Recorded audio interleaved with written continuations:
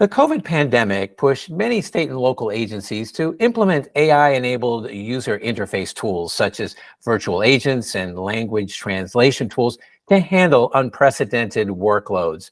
But now that the pandemic is pretty much behind us, agencies are looking for new ways to integrate these tools and keep momentum building in the modernization efforts to improve citizen services.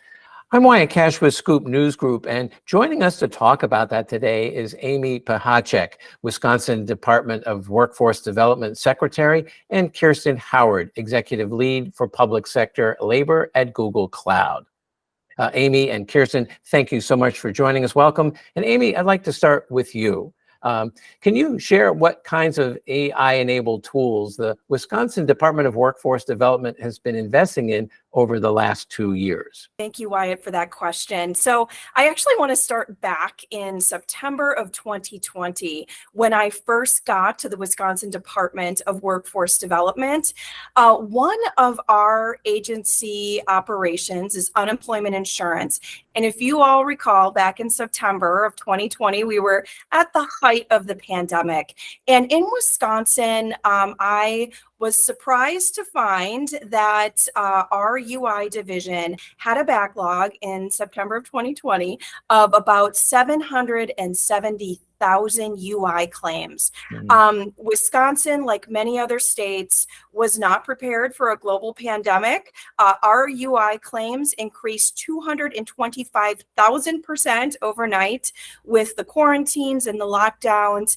And one of the other really surprising things that I found when I got to the department is that the technology the department was administering these benefits on, which would later amount to $12 billion worth of pandemic benefits, was 50-year-old mainframe technology. Why I'm talking about the black screen with the green blinky cursor to, where you're pressing F5 to get through the screens.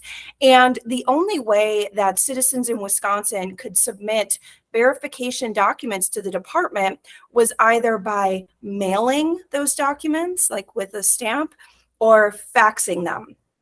I hadn't seen a fax machine in 20, 30 years since I was a small child. So I was just amazed. And so, of course, in the middle of the pandemic, folks needed their benefits. They needed to be able to feed their kids, keep a roof over their head, put gas in the car. And so we knew this was a public policy crisis that we had to get immediately to work on. Can you build me an artificially intelligent super adjudicator that can go through that backlog and tell me what to pay? And they said, absolutely. So we had a partnership. They built this adjudicator, which I named Judy.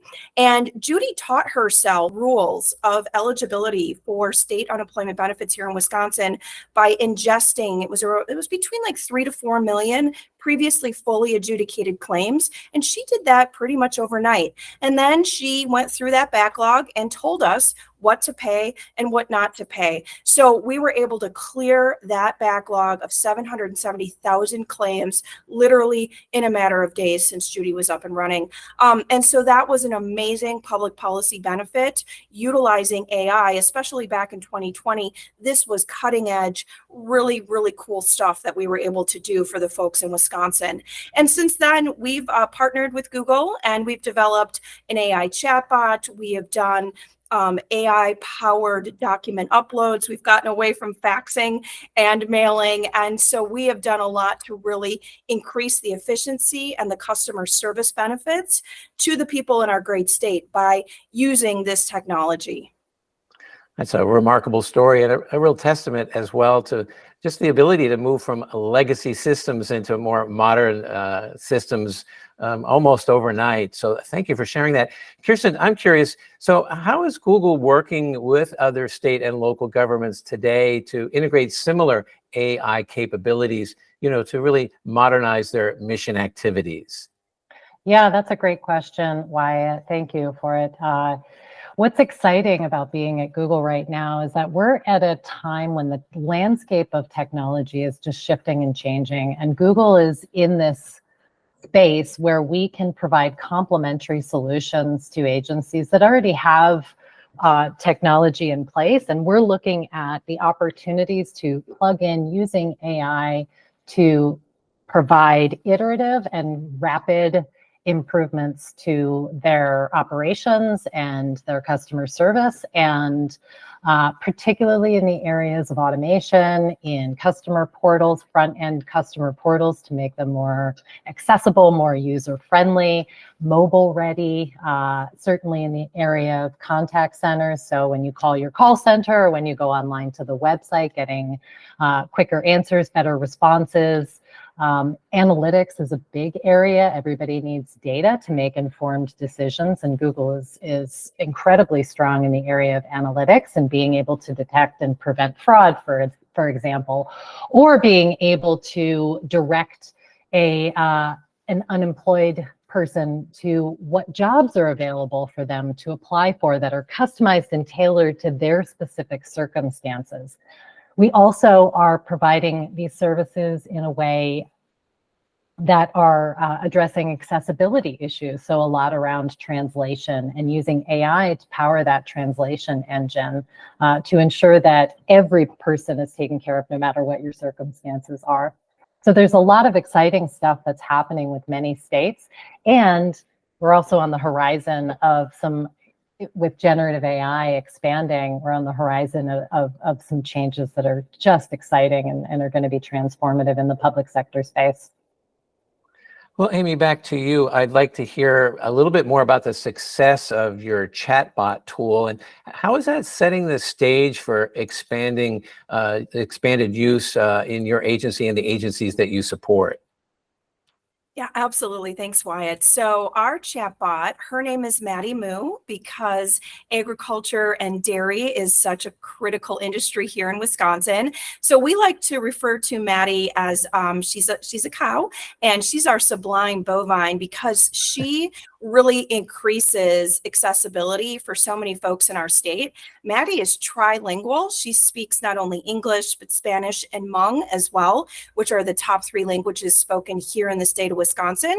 And she is available 24/7, 365, either on the telephone, on our omni-channel call center, or on our website. So she's also a chatbot, and she answers right now over 100 frequently asked questions so that folks can get information quickly and help them through the claim filing process. And I'm really proud to say that not only have we built on Maddie, but we also have that AI-powered document upload. As I referenced earlier, just back as recent as 2020, folks had to either mail or fax documents to the Wisconsin UI department to get verification on their claim. And now they can just take a photo right off their cell phone or upload a PDF, and AI will automatically pull that data and push it through to our system, so that we are far more efficient and responsive to our customers now.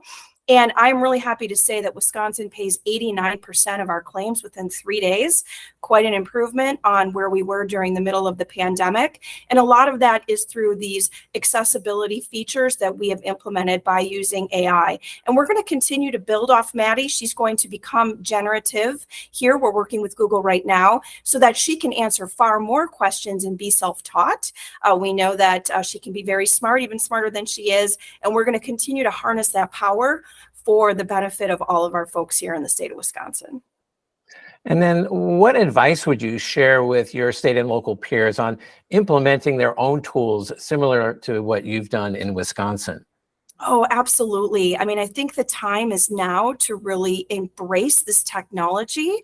It is sort of universally accepted, I think, among economists, that we're in the 4th industrial revolution right now with how AI is going to help augment all of our workforce operations. And so we have really been at the forefront in embracing this technology so that we can capitalize on all of the good and all of the advances that we can do to be customer centric and help the people in our state. One piece of advice I will give is that we are very conscientious here in Wisconsin of the potential bias and the fact that we there's a lot of press out there about how AI can negatively impact certain groups of folks, and we do not want that to be the case in Wisconsin. So we have put up guardrails every time we've used AI, including with Judy, our super adjudicator. Going back to the example I used earlier about our artificially intelligent adjudicator that told us which claims to pay. If Judy said a claim was not payable, we did not just deny that claim. We actually then took that claim to our team members, our human team members, and had them do a full investigation. We also used AI to help us identify fraud during the pandemic. And we know that fraud was a huge issue and still remains so today. And by implementing some AI tools, we were really able to get some comprehensive, analytics on potential fraud. And again, we kept fraud down to less than 2% of total payments here in Wisconsin by utilizing AI. And again, if our AI tools flagged a potential claim as fraud, we didn't just deny it. We then took that over to our fraud team to do a full investigation. So I would simply advise states to keep that equity lens and put up some guardrails so that you don't have unintended consequences. That's some great advice and some impressive fraud reduction numbers as well. Kierston, so how do you see generative AI better supporting citizen engagement for state and local agencies, and particularly with all the hype around it? What are you seeing from a practical standpoint? Yeah, that's a great question, and what I'm most excited about, Wyatt. I see it as transforming the customer experience. We have in our contact center platform, it used to be that the staff would have to they would have to understand what questions the customers would be asking and then develop and write those scripts of what the responses were going to be for the virtual agent. And nowadays that is being auto-generated, which saves a tremendous amount of time. We are looking at ways to incorporate AI to support the claims processing piece. So it can learn how to do enough of to understand the rules and the laws so it can provide guidance to the agent who is making the decisions and it can anticipate and present the right laws, the right procedural references, and provide confidence scores to the agent for the agent to utilize that and make these decisions. It can help with training. We can use it in the training environment to get folks up to speed more quickly. And all of these will improve operations and improve performance, improve quality, and ultimately improve the efficiency and effectiveness of the programs. So there's a lot of possibility. And we also need to think about it in terms of the 80-20 rule, right? So in public service programs, 80% of the people we can estimate will be able to access our services online through online means, but there's always that percentage of people who have accessibility challenges, who don't have broadband, or who have literacy issues or challenges that really create barriers for them to get these services in the best way possible. So I see an opportunity in those hardest to serve populations that we can create new experiences for them to better support their access in these spaces for the delivery of programs to them. Amy, I know a lot of public sector officials are really exploring the impact of AI, and that Governor Evers specifically recently established a task force to evaluate the effects of generative AI on the Wisconsin workforce. Can you talk about that a little? And what do you see as some of the major benefits that generative AI will add to your mission operations and your workforce? Yes, thank you for that question. So Wisconsin Governor Tony Evers did recently sign an executive order creating the Governor's Task Force on Workforce and Artificial Intelligence. And we, again, are looking just to be at the front of this conversation nationally. We really want to ensure through this task force that we're capitalizing on strategies to help adopt the transformation that AI is already bringing to the workforce, while ensuring that our workforce can remain stable and steady and robust, really in the face of this technological advancement. So our task force is going to have industry leaders from education, business, economic development, local government, organized labor, obviously the technology sector. And again, we're just going to be looking to make sure our state is best positioned to really be early adopters and really help supplement all of our industries here in the state. It is really critical now, not only because AI is here and it's only going to continue to impact pretty much every occupation, every industry as we go forward, but it's also really a great opportunity, again, to harness the power to offset some of the other things we're seeing in our workforce, such as our worker quantity challenge. Right now, here in the state of Wisconsin, we have more vacant and open jobs than we do physical bodies to fill those jobs. We have been on an economic boom since the pandemic. We've had a record number of jobs, record low unemployment. Our labor force participation rate is almost a full 3 percentage points higher than the national average. And what that means is, again, there's more opportunity here than physical people to fill that. So by harnessing some of the augmentation that AI can bring, we can ensure that we are bringing everyone along in our state, in our workforce, and continuing full speed ahead on our economic boom. That's a great perspective on that. Thank you. And then, Kierston, as we wrap up, what recommendations can you offer other state and local leaders to better integrate AI to improve citizen engagement and do it responsibly? Yeah, that's another great question, Wyatt. These are, like I said earlier when I started, the technology landscape is changing. So being open to think about how can we restructure the workforce using AI capabilities, what's out there, and how can we think about applying it in ways that are meaningful, that deliver service more effectively and efficiently, but also doing it within a framework that maintains a high level of security. It maintains a standard of ethics. I'm proud to work for an organization like Google that has very rigid requirements on these things, and we have